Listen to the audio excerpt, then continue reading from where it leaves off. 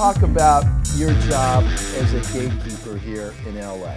At most stations, particularly big stations like in major markets, there is a group of people, a team of people that are making those decisions about what music to play and so forth. And it's not a simple job because there are all kinds of things, music, politics, and everything else into it. Talk to our viewers here about how that whole team works and how that process comes together before you guys decide this week we're adding song X, Y, and Z. There are a lot of factors that go into deciding what music to play on the radio station.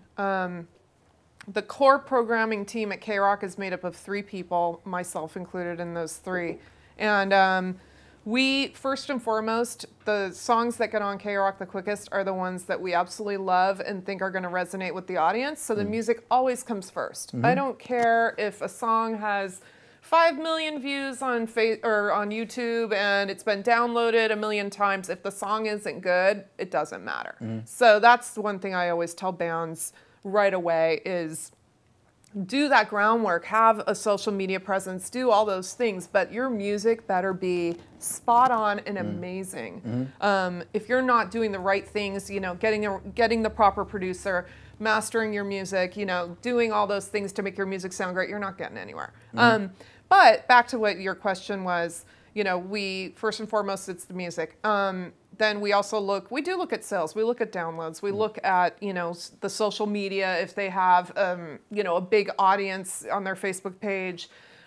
We look at how many people they can draw when they play live. That gives me a good idea as to, you know, how popular they already might be or not. I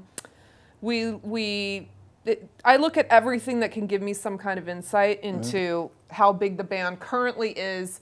If they aren't big, it doesn't matter if the music is great. If they already have a nice base, that does matter, and that's nice. Let me ask you a question here. You know, even true today, but particularly true in the past, there was a well-defined machine from the major label side of things, and a well-defined process. You know, you signed to a major label.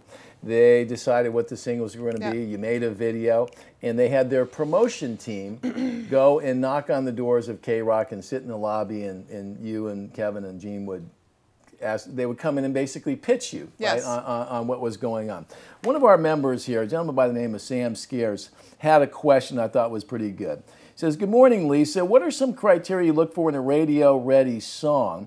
How likely is it for a band to achieve or earn regular rotation without major label or credible indie label backing?" Doesn't matter.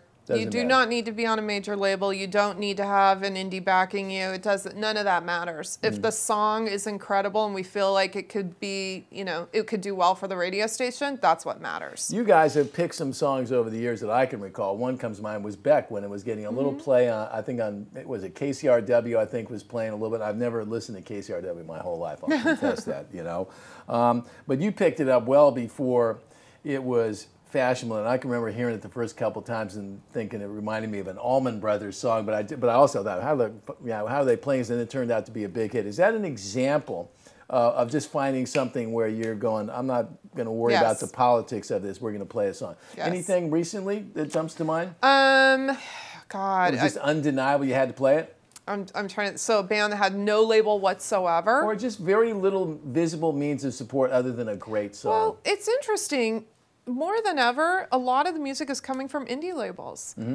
It used to be that the major labels had everything. And now, you know, I think of a song like the Lumineers song, Ho Hey, which is on Dual Tone. No one knows what Dual Tone Records is. And that's going to be one of the biggest songs of the year. So, you know, yes, there have been songs we've played that have had nothing going on, but they might have been signed to a label.